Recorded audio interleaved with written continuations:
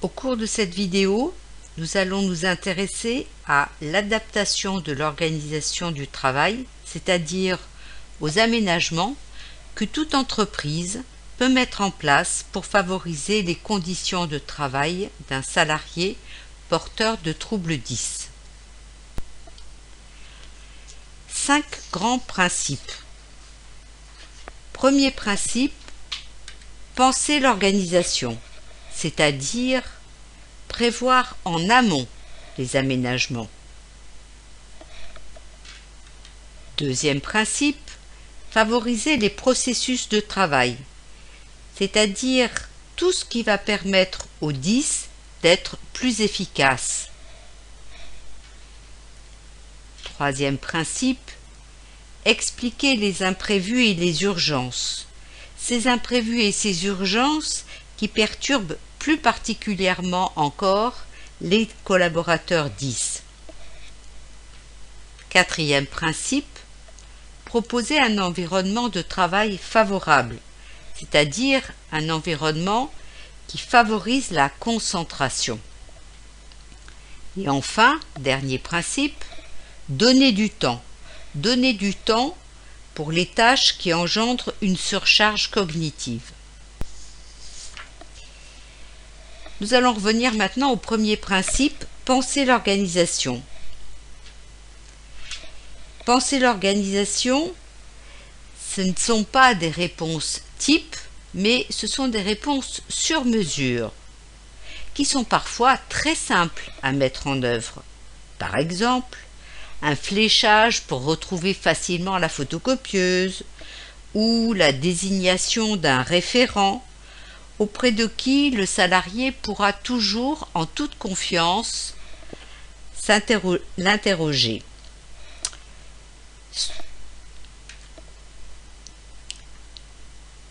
Souvent, les 10 connaissent bien leurs difficultés et sont à même d'indiquer eux-mêmes ce dont ils ont besoin.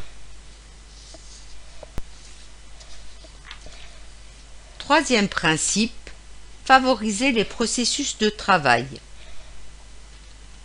Par exemple, donner un cadre de référence précis, un descriptif des missions, une présentation du poste,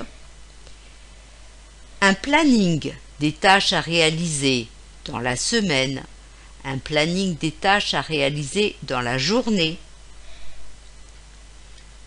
Deuxième exemple, communiquer l'organigramme, non seulement à l'oral, mais également à l'écrit. Bien expliquer aux collaborateurs l'endroit où il se situe, à quel endroit de l'organigramme il se situe, de telle sorte à ce qu'ils comprennent où est sa hiérarchie, quels sont ses collègues et comment il se situe par rapport aux autres services. On peut dire également qu'il est très important de faire des points réguliers pour s'assurer que le collaborateur 1 n'est pas perdu, parce que le collaborateur 10 ne viendra pas souvent voir son responsable hiérarchique et lui dire « Je suis perdu, je n'y arrive plus, je ne sais plus comment faire, et là je me bloque ». Enfin, on peut donner comme principe important, qui est valable d'ailleurs pour les autres personnes que les collaborateurs 10, un seul objet par mail.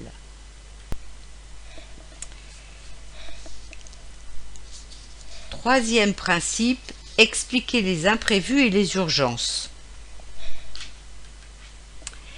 Éviter les perturbations inopinées, c'est-à-dire, par exemple, passer voir le collaborateur pour un autre sujet que celui sur lequel il est en train de travailler.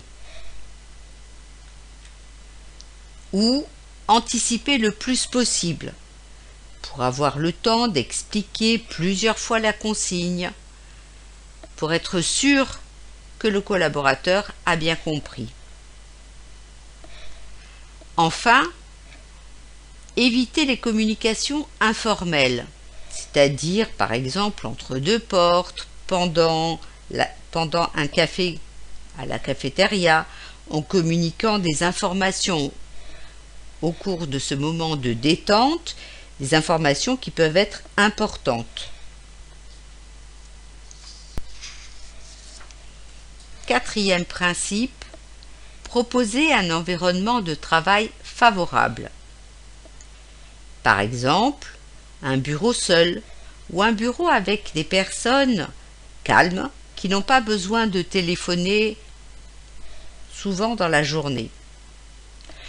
Ou proposer un casque qui permet au collaborateur d'utiliser son logiciel de lecture vocale ou de dictée vocale sans gêner ses collègues.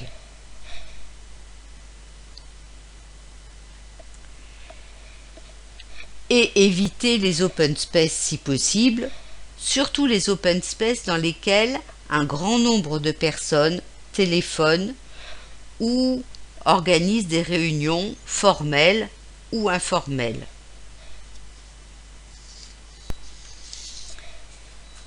Et enfin, dernier principe, donner du temps.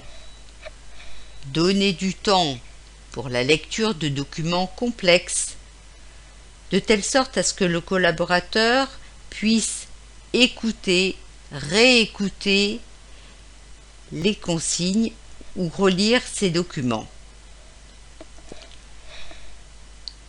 Donner du temps pour la rédaction de documents, pour qu'il ait le temps de les relire, de les corriger, ou bien de les faire relire et de les faire corriger.